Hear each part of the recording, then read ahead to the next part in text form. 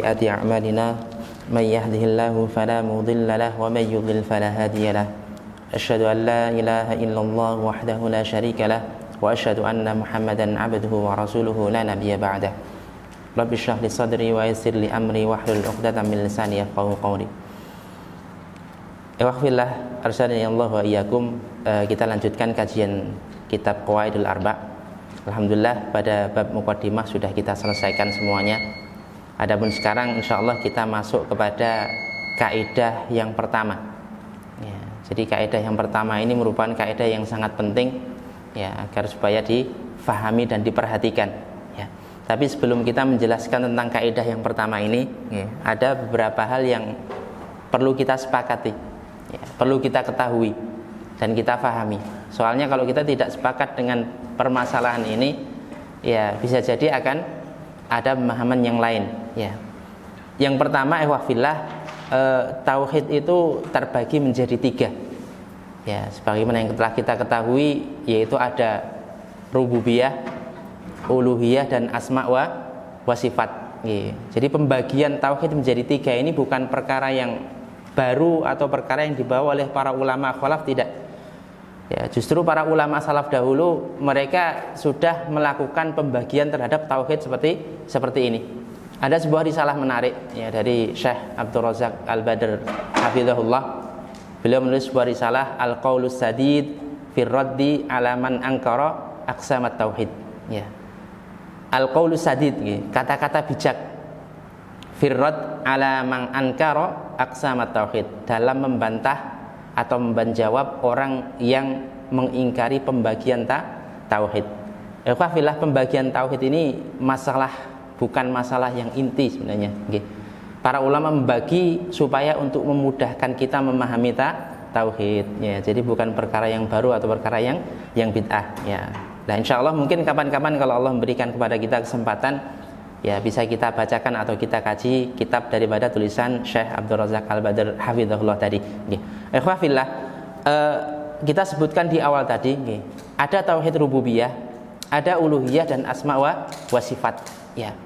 Salah satu di antara 3 tauhid ini seorang muslim cacat, ya, maka berarti dia cacat tauhidnya, cacat keimanannya. Ya.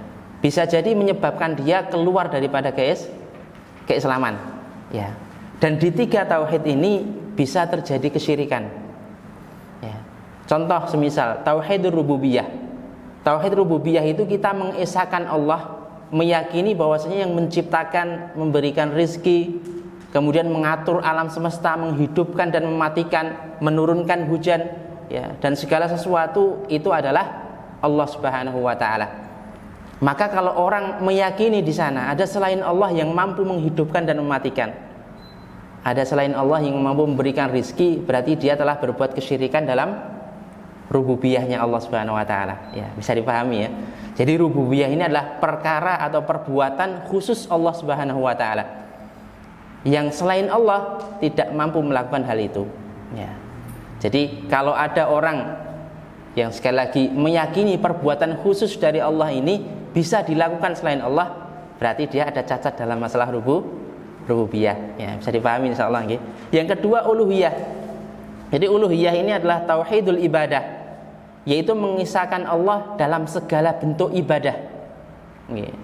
Setiap ibadah yang diperintahkan secara syar'i ya, maka harus ditujukan kepada Allah Subhanahu wa taala ya. Di antaranya salat, berdoa, menyembelih, bernazar, haji, zakat, itu adalah bentuk ibadah. Ya. Maka ya, harus kita tujukan kepada Allah Subhanahu wa taala. Niatan kita harus kepada Allah murni. Ya. Kalau semisal orang sholat tujuannya bukan kepada Allah, berarti dia cacat dalam uluhiyah. Ya, berarti telah berbuat kesyirikan dalam uluhiyah. Ya. Ibadah wafillah sebagaimana disebutkan oleh beberapa ulama, fal ibadatu hiyal khudu. Ya. Ibadah itu adalah khudu, ketundukan. Puncaknya ketundukan. Maka puncak ketundukan itu harus kita berikan kepada siapa? Allah Subhanahu wa taala. Ya. Maka tidak ada istilah manusia tunduk 100% kepada selain Allah ya sampai menghinakan dirilah. Ini bentuk ibadah.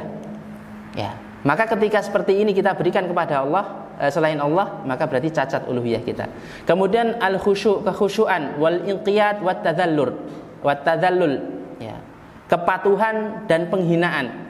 Ya, orang yang namanya hamba itu kan istilahnya dia di tingkat yang paling bawah. Ya, ketika seorang menghambakan berarti dia merendahkan dirinya. Dan bentuk merendahkan diri seorang manusia kepada selain Allah ini termasuk juga cacat uluhiyah. Ya, kalau dalam bahasa Jawa istilahnya ngumawulo namanya. Jadi ngumawulo itu jadi kawulo, orang yang memang merendahkan diri untuk melayani. Maka kata beliau fas-sholatu ibadah. Maka sholat itu ibadah. Ya, ada unsur merendahkan diri tidak sholat itu? Ada nggih. Kepala kita ditaruh di paling bawah, sujud. Ya. Makanya ketika sholat sujud kita hadapkan kepada selain Allah berarti cacat uluhiyah kita. Ya, bahkan iman itu bisa hilang dari diri kita. Wa du'a ibadah, dan juga berdoa itu ibadah. Ya, orang meminta kepada Allah ya yang bisa memberikan yang bisa mengabulkan hanya Allah Subhanahu wa taala. Semisal meminta kelancaran rezeki, meminta keberkahan, itu hak khusus Allah Subhanahu wa taala. Ya. Maka kalau orang meminta kepada selain Allah, berdoa kepada selain Allah, cacat uluhiyahnya. Wal halfu ibadah, bersumpah juga termasuk ibadah. Wadzabhu ibadah, menyembelih atau berkorban juga termasuk ibadah. Sujud, ruku, khauf dan roja, takut dan pengharapan itu juga bentuk ibadah. Maka semuanya ini ya kita tujukan kepada Allah Subhanahu wa taala. Nah, ini namanya tauhid uluhiyah. Kalau tauhid rububiyah itu kita mengimani perbuatan Allah. Kalau tauhid uluhiyah yaitu apa? Perbuatan kita berupa ibadah harus kita berikan kepada Allah Subhanahu wa taala. Ya, sampai sini bisa dipahami nggih? Insyaallah semoga bisa. Kemudian yang ketiga tauhid asma wa sifat. Nama dan sifat-sifat Allah Subhanahu wa taala. Maka maksudnya adalah mengisahkan Allah dalam nama dan sifat-sifatnya dan tidak menyamakan dengan makhluknya. Ya. Satu contoh semisal ya. Allah Subhanahu wa taala dalam nas-nas syar'i dikatakan mempunyai tangan. Ya. Maka kita tetapkan Allah mempunyai tangan, ya. Tapi tangan Allah tidak seperti tangannya makhluk, ya. Ente musyabbih, ente mujasim, ya. Berarti Anda menyamakan. Kalau Anda mengatakan Allah punya tangan berarti Anda menyamakan Allah dengan makhluk. Siapa? Para ulama salaf yang mereka mengatakan Allah punya tangan, mereka tidak mengatakan bahwasanya tangan Allah sama seperti tangan makhluk. Para ulama yang mengatakan Allah punya kaki, ya mereka tidak mengatakan kaki Allah sama seperti makhluk. Maka yang benar kita tetapkan sebagaimana nas, ya, sebagaimana Allah dan Rasulnya menetapkan Allah punya tangan, kita yakini Allah punya tangan, ya. Tapi tidak seperti tangannya makhluk. Maka Allah sebutkan dalam Al-Quran, laisa kamitslihi syai'un wa huwas samiul basir. Tidak sama Allah dengan segala sesuatu apapun, wa huwas samiul basir, dan Allah sami, maha mendengar lagi maha melihat. Mendengar dan melihat pekerjaan makhluk atau tidak? Pekerjaan makhluk kan, kita melihat kan, kita juga bisa mendengar kan, ya. Itu makhluk juga melakukan, ya. Tapi mendengar dan melihatnya Allah beda dengan makhluk, ya. Bisa dipahami ya. Maka kita tetapkan, Ahlussunnah wal Jamaah menetapkan bahwasanya Allah mempunyai tangan sebagaimana dikabarkan oleh nas. Allah juga mempunyai kaki, Allah juga mempunyai betis. Nah, kita tetapkan, tapi tidak sama dengan punyanya makhluk, ya. Ada satu hal lagi yang mungkin menarik juga ya, tentang permasalahan Allah turun di sepertiga malam terakhir. Ya, sebagian mengatakan bahwasanya ya tidak mungkin karena perbedaan waktu di setiap daerah beda-beda. Di Indonesia saja mungkin ada 3 waktu, ya, selisihnya 1 jam, ya. Apalagi seluruh dunia berapa perbedaan waktu? Berarti kalau Allah turun di sepertiga malam terakhir, ya Allah turun terus tidak naik. Lah ini akal sudah mulai bicara, ya. Ahlussunnah wal Jamaah menetapkan sebagaimana menetapkan nas, ya. Allah turun di sepertiga malam terakhir. Kita yakini itu. Tapi turunnya Allah tidak sama seperti turunnya hamba. Gampang ya. Akidah salafus saleh itu gampang dan mudah. Ya. Loh, berarti kalau Anda mengatakan seperti itu berarti menyamakan Allah dengan makhluk. Siapa yang mengatakan menyamakan Allah? Kan kita katakan Allah turun di sepertiga malam terakhir, ya, tapi turunnya Allah tidak seperti turunnya hamba. Loh, kan tidak mungkin kan? Ya, dengan perbedaan waktu yang ada Allah turun terus berarti. Nah, kita sudah bermain logika. Artinya kita mengakui kesucian Allah tapi menilai Allah dengan logika makhluk. Ya. Sekarang kalau kita berbicara, nah, sepakat tidak Allah itu maha mampu? Sepakat? Sesuatu hal yang mustahil bagi manusia dilakukan, mustahil tidak bagi Allah dilakukan? Tidak, ya pasti Allah bisa melakukan kan? Sepakat tidak? Sepakat ya. Bahkan suatu hal yang mungkin di luar jangkauan akal manusia, ya itu Allah mudah melakukannya. Ya, sepakat? Sepakat. Nah, turun di sepertiga malam terakhir, mustahil bagi manusia kan? Allah mampu tidak? Mampu. Ya. Terus turunnya gimana? Wallahu ta'ala alam. Ya. Kita menetapkan sebagaimana yang Allah dan Rasulnya tetapkan. Kita katakan Allah turun di sepertiga malam yang terakhir. Kaifiahnya atau bagaimananya, ya itu tidak ada yang tahu. Tidak seperti makhluknya. Lah, ini ikhwafillah. Maka kalau orang mengatakan bahwasanya sifat tangan Allah seperti manusia, berarti dia syirik dalam asma wa sifat. Asma wa sifatnya berarti cacat, ya. Kalau dia turun di sepertiga malam terakhir dan mengatakan turunnya Allah seperti turunnya hamba, maka dia juga termasuk menyekutukan Allah atau berbuat syirik dalam asma wa sifat, ya. Bisa dipahami ya. Jadi kesyirikan tidak hanya terjadi pada uluhiyah saja, pada rububiyah, bahkan pada asma wa sifat, ya. Makanya seperti beberapa ulama, ya, mereka kadang mengeluarkan, ya, pelaku orang yang mengganti nama-nama Allah, ya, itu ke dalam keluar dari keislaman. Kenapa? Karena ini termasuk bentuk kesyirikan, ya. Tapi memang memahami asma wa sifat itu butuh pemahaman yang terperinci, ya. Itu yang pertama. Kemudian ikhwafillah, yang kedua, seperti yang sebagaimana kita ketahui, iman adalah ucapan, perbuatan dan keyakinan. Sepakat ini nggih? Sepakat, ya. Jadi iman itu bisa terjadi dengan ucapan, ya, bisa juga terjadi dengan perbuatan, juga bisa terjadi dengan keyakinan. Maka ketiga perkara ini, ikhwafillah, kalau ada cacat pada seorang hamba, salah satu di antara ketiga ini, maka tidak ada iman pada dirinya. Sepakat tidak? Ya. Saya berikan gambarannya. Kita mengetahui bahasanya paman Rasulullah Shallallahu Alaihi Wasallam Abu Thalib. Ya. Kalau kita lihat hati beliau, itu yakin tidak apa yang dibawa Rasulullah itu kebenaran? Yakin, ya.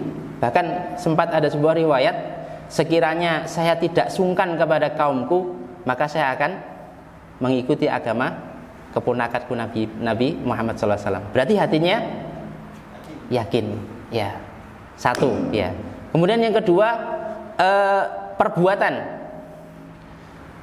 daripada Abu Thalib. Kalau kita lihat dalam sejarah, ya, benar-benar membela dakwahnya Rasulullah SAW. Ya, dakwah beliau dilindungi oleh Abu Thalib.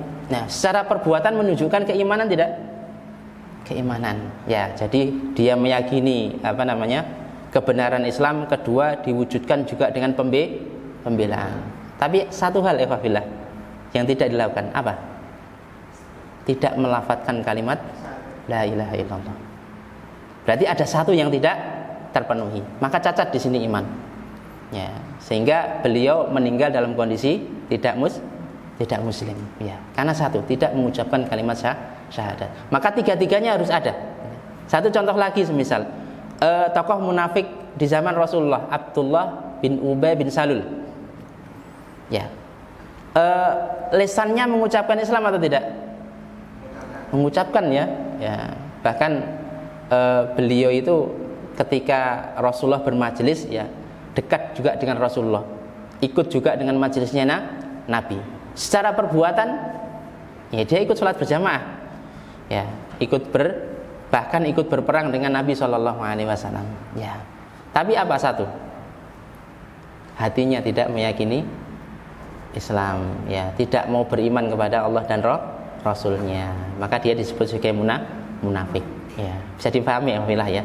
Jadi iman itu ada ucapan, perbuatan dan keyakinan. Tiga-tiganya harus ada. Ya, cacat di antara salah satu, maka tidak ada iman pada dirinya, ya.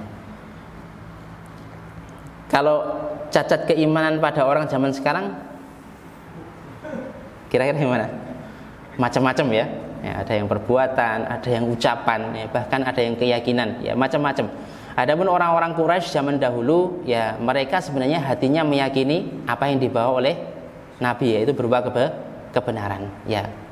Tapi apa? Ya perbuatan mereka tidak mau tunduk kepada perintah Allah dan Rasulnya, ya. Ikhwah fillah, itu dua hal yang perlu kita sepakati, ya. Sekarang masuk kepada kaidah yang pertama di kitab yang antum ada di sana, ya. Kaidah yang pertama, al-qaidatul ula. Kaidah al-ula yang pertama.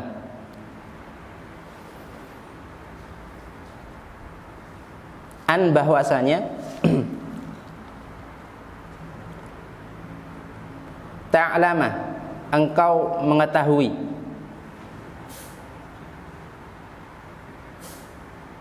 anna bahwasanya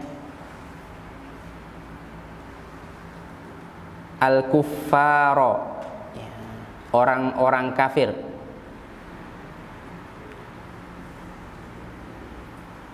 alladzina, orang-orang yang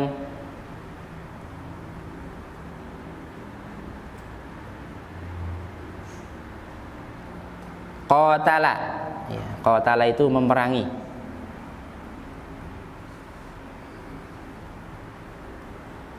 Hum, apa hum? Huwa huma hum, ya, mereka, ya, berarti qatalahum, memerangi mereka. Siapa? Rasulullah sallallahu alaihi wasallam. Rasulullah sallallahu alaihi wasallam. An bahwasanya ta'lama, kamu mengetahui, annal kuffar, sesungguhnya orang-orang kafir, alladzina qatalahum Rasulullah sallallahu alaihi wasallam, yang diperangi oleh Rasulullah sallallahu alaihi wasallam, ya. Perhatikan di sini orang-orang yang diperangi oleh Nabi. Siapa mereka? Mukirruna, orang-orang yang mukirruna itu mengikrarkan, menetapkan, meyakini. Mukirruna menetapkan atau juga bisa meyakini,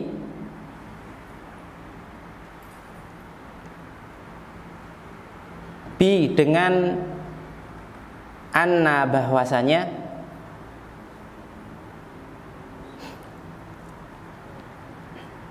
Allah Ta'ala, apa Ta'ala kemarin? Yang maha tinggi, alhamdulillah. Huwa, dia,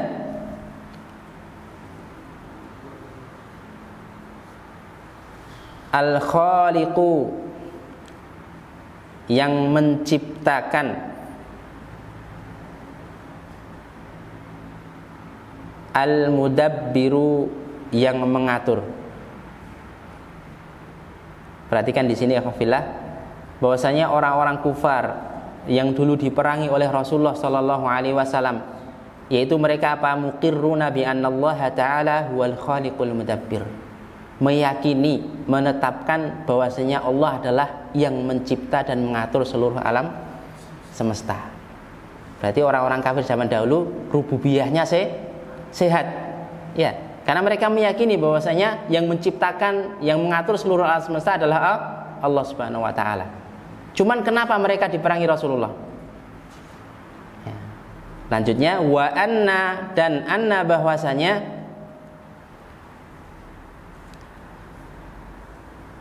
dzalika itu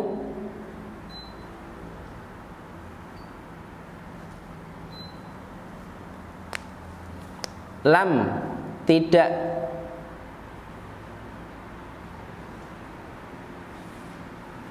yudkhilhum, memasukkan hum, mereka,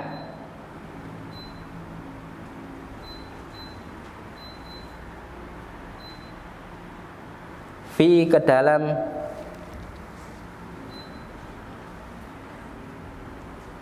al-islami, Islam.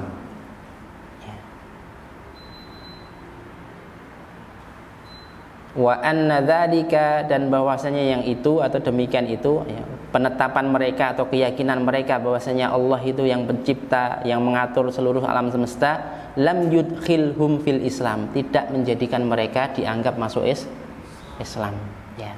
Tauhid rububiyahnya sehat ya, cuman uluhiyahnya bermasalah ya. Orang-orang kafir zaman Rasulullah menyembah Allah tidak, mereka mengingkari nggih. Mereka tidak mau menyembah Allah Subhanahu wa taala. Bahkan mereka malah menyembah patung. Berarti cacat uluhiyahnya. Walaupun mereka meyakini bahwasanya Allah yang mengatur segala sesuatunya, menciptakan, beri rizki, ya, tapi mereka bukan orang Islam. Ya, bisa dipahami ya. Nah, ini membantah membantah perkataan orang-orang yang penting yakin. Ya, yang penting saya yakin Islam ya, maka saya sudah Islam. Enggak. Ya. Keyakinan saja tidak cukup, apalagi itu keyakinan berupa keyakinan rububiyah saja. Ya, maka perhatikan di sini kaidah yang pertama yaitu apa? Bahwa tauhid rububiyah tidak menjadikan seseorang itu masuk dalam Islam atau secara otomatis dia menjadi muslim. Nah, ada enggak aplikasinya di zaman kita sekarang? Banyak ya. Ada kelompok yang mereka menyerukan hanya kepada tauhid rububiyah saja. Ya, pokoknya Allah yang menciptakan, Allah yang memelihara seluruh alam semesta, Allah yang mengatur, menghidupkan, mematikan, beri rezeki. Sampai di situ saja cukup. Ya. Nah, ini cacat dalam masalah tauhid. Maka Syekh Shalih Fauzan hafizallahu beliau mengatakan wa hadza laisa huwa tauhid alladzi ba'atsallahu bihir rusul. Tauhid model seperti ini itu bukan termasuk tauhid yang sebagaimana Allah mengutus para rasulnya. Wal iqraru bihadza wahdah la yanfa'u sahibahu. Mengikrarkan atau meyakini tauhid rububiyah saja tidak akan bermanfaat bagi pelakunya. Kenapa? Karena dia tidak disebut sebagai orang Islam. Nah, karena hanya bertauhidkan rububiyah saja. Li'anna hadza aqarra bihil musyrikun wa sanadidul kafarah. Karena tauhid rububiyah ini juga orang-orang musyrik pada zaman Nabi dan orang-orang kafir mereka juga meyakini ya, walam yudkhilhum fil Islam, bahkan hal itu tidak menjadikan mereka masuk ke dalam Islam. Kemudian beliau melanjutkan, faman ya'taqada hadzal i'tiqad, barang siapa yang berkeyakinan dengan keyakinan seperti ini, mazada ala i'tiqadi Abi Jahlin wa Abi Lahab. Ya, berarti dia cuma mengulangi kaidahnya atau mengulangi keyakinannya, akidahnya Abu Jahal dan Abu Lahab. Ya, kenapa? Abu Jahal dan Abu Lahab itu mereka yakin Allah yang menciptakan. Ya, Allah yang mengatur seluruh alam semesta. Cuman mereka tidak mau beriman kepada Rasulullah Sallallahu Alaihi Wasallam, tidak mau beribadah kepada Allah, justru malah beribadah kepada berhala. Ya, ikhwafillah. Dalil daripada kaidah yang pertama ini disebutkan di situ, yaitu dalam surat Yunus ayat 31. Antum lihat di sana, wa dan ad-dalilu dalil. Ya, dalilnya wa dan ad-dalilu dalilnya qauluhu perkataannya atau firmannya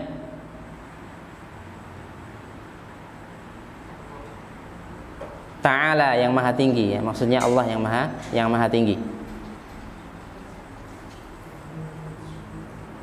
Ya, ini dalam surat Yunus ayat 31. Qul katakanlah, man siapakah yarzuqukum yang memberi rizki kalian mina dari as-sama'i langit wal ardi wa dan al ardi bumi. Katakanlah wahai Muhammad, ya Rasulullah diminta untuk bertanya kepada orang-orang kafir, siapakah yang merizkikan kepada kalian ya, rizki dari langit dan dari bumi? Amman atau siapakah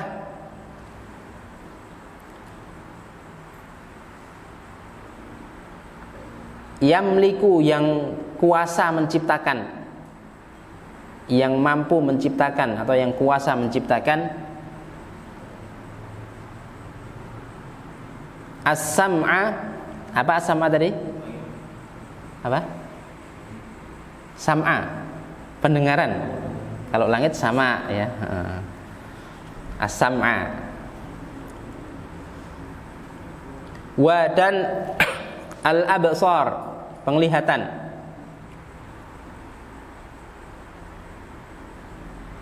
Yang kedua, tanyakan kepada orang-orang kafir, siapakah yang kuasa atau mampu menciptakan pendengaran dan penglihatan. Wa dan man, siapakah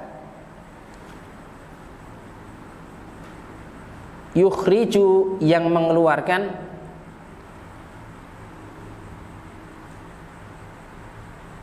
al-hayya, yang hidup, mina, dari al-mayyiti, yang mati.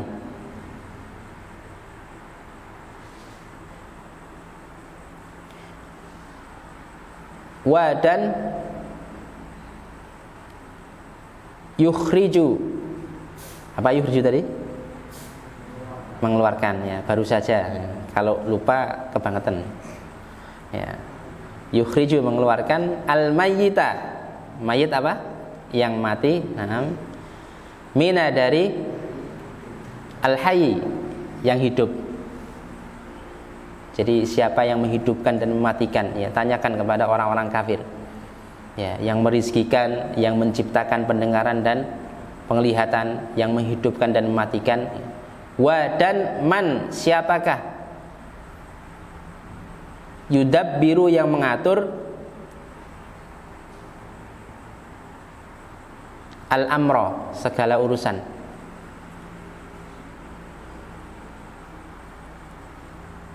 Nah, yang ditanyakan di sini adalah tauhid apa? Rububiyah. Ya. Tanyakan kepada mereka, Allah yang memberikan rizki, Allah yang menciptakan, Allah yang menghidupkan dan mematikan, yang mengatur segala urusan. Tanyakan kepada orang-orang kafir. Maka ayat selanjutnya, apa jawaban mereka? Orang-orang kafir tadi, fa. Nah, ini kita potong ya. Fa, maka, sa, akan, yaquluna, mereka mengatakan. Berarti kalimat yang pas apa? Maka mereka akan mengatakan. Nah, seperti itu. Allahu Allah. Nah, perhatikan di sini ya. Orang-orang kafir ketika ditanya oleh Rasulullah, siapa yang berikan rizki, siapa yang kuasa menciptakan pendengaran dan penglihatan, menghidupkan dan mematikan, mengatur segala urusan, maka mereka menjawab Allah. Ya, berarti rububiyahnya sehat kan? Sehat. Ya, mereka meyakini ini. Tapi di sini dijelaskan lagi oleh Allah, fakul, maka kul, katakanlah kepada mereka,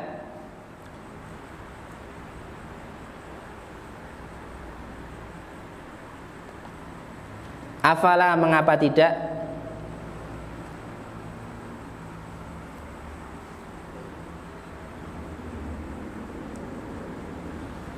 tattaqun, kalian bertakwa kepada Allah.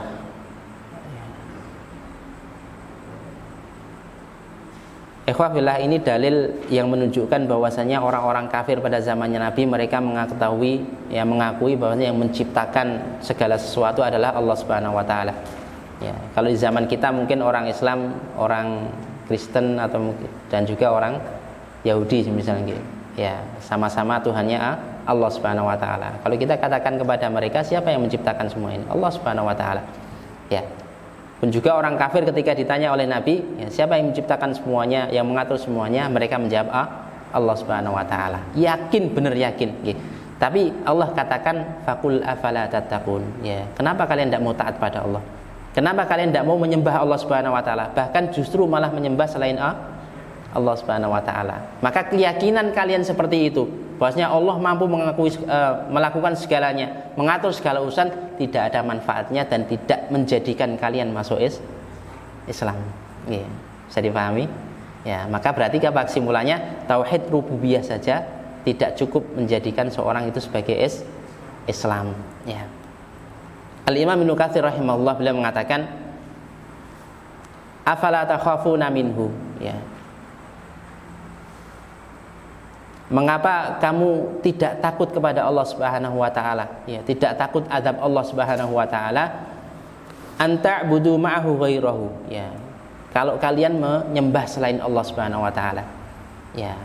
Jadi beliau menafsirkan faqul afala tattaqun, maka katakanlah mengapa kamu tidak bertakwa kepadanya. Kata Al-Imam Ibnu Katsir rahimahullah, afala takhafuna minhu anta'budu ma'ahu ghairahu, ya.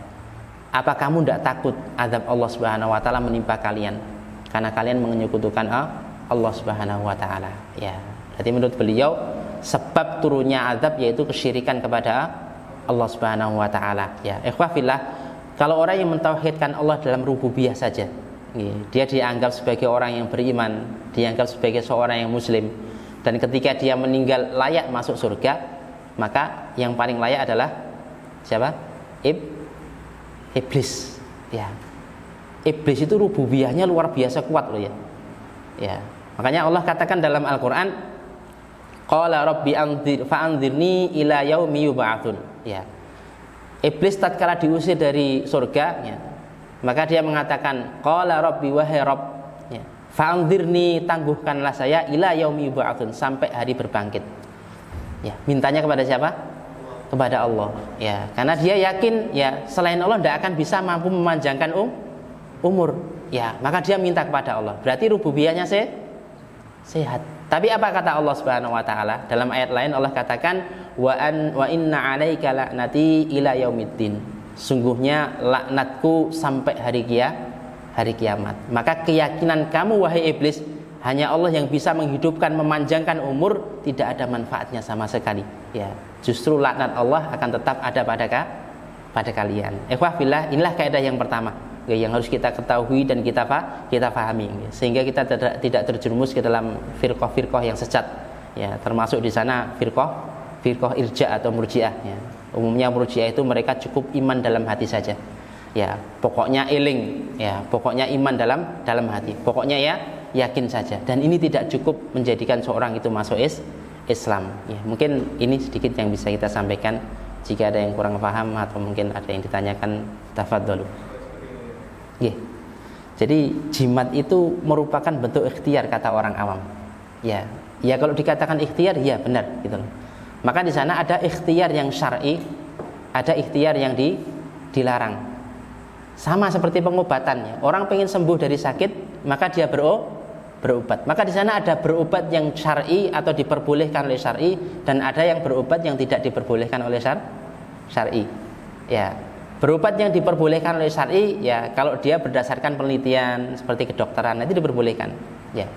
Kalau dia berobat dengan sesuatu yang tidak masuk akal, ya, maka tidak boleh kecuali dengan dalil syar'i. Misalnya apa? Ruqyah. Ya, orang sakit kemudian diruqyah kok tahu-tahu sembuh. Secara akal kan tidak masuk akal kan? Tapi karena ada dalilnya, ya, ada perintahnya, ada petunjuknya, maka itu boleh kita lakukan. Sama, ya. Ketika seorang tertimpa suatu masalah, ya, maka di sana ada cara yang syar'i yang boleh kita tempuh untuk menyelesaikan masalah. Ada juga cara yang haram. Nah, termasuk jimat, jimat ikhwah fillah itu termasuk bentuk kesyirikan, ya. Termasuk bentuk cacatnya tawakal seorang hamba pada Allah Subhanahu wa taala, ya. Bahkan dalam beberapa keterangan, ketika seorang mengikatkan sesuatu atau membuat jimat, tidak lain itu hanyalah melemahkan dirinya sendiri. Dalam riwayat lain juga disebutkan, barang siapa yang dia bergantung kepada selain Allah, maka Allah lepaskan tanggungannya, ya, lepaskan tanggungan atau pertolongan dari Allah Subhanahu wa taala, ya. Maka kenapa kita tidak menggunakan jimat untuk menyelesaikan masalah? Karena ada larangan. Bisa dipahami, ya. Ya, sekiranya semisal, ya, ada dalilnya tentang jimat, ya, dan dalilnya sahih, ya, kita gunakan. Jadi Islam itu simpel, ya. Kita melakukan karena ada dalil, ya. Kita meninggalkan karena ada perintah untuk meninggalkannya, ya. Selain itu, ya sudah tidak kita kerjakan, ya. Paham, ya? Makanya kalau kita serius atau istiqomah dalam berislam, maka kehidupan kita tambah ringan. Ya, orang kalau berislam dengan sungguh-sungguh, maka kehidupannya tambah ringan. Lah, kalau ada orang yang berislam tapi kehidupannya tambah berat, nah berarti ada yang salah di sini dalam pengamalannya atau dalam dia belajar. Nggih. Bisa dipahami insyaallah. Nah, satu lagi monggo silahkan tanyakan. Tafadhal. Murji'ah sama Mujassim. Ya. Apanya yang tanya? Mujassim sama Murji'ah ya. Jadi Murji'ah itu asalkannya dari kata irja ya, mengakhirkan atau menunda. Ya. Artinya mereka mengakhirkan amal daripada iman. Jadi Murji'ah itu mengatakan bahwasanya orang yang meyakini dan mengucapkan itu sudah dikatakan sebagai orang yang beriman. Adapun amal itu tidak masuk ke dalam iman. Nah, akibatnya gimana ya Wafillah? Kalau kita menerapkan kaidah ini, luar biasa sudah. Ya. Ada orang yang tidak sholat, ya. Atau ada orang yang sujud kepada kuburan. Yang penting hatinya meyakini, kemudian lisannya mengucapkan kalimat la ilaha illallah. Dia sudah muslim. Parah enggak? Oh, enggak sholat enggak apa-apa, yang penting hati saya meyakini, lisan saya mengucapkan kalimat la ilaha illallah. Akhirnya banyak orang yang enggak sholat, syariat sholat akan hilang. Parah ya. Ya. Adapun tadi mujassim, ya, mereka yang menjisimkan ya, atau memfisikkan Allah Subhanahu wa taala. Orang yang menyamakan Allah dengan makhluknya. Semisal Allah punya tangan, oh berarti tangan Allah sama seperti makhluk.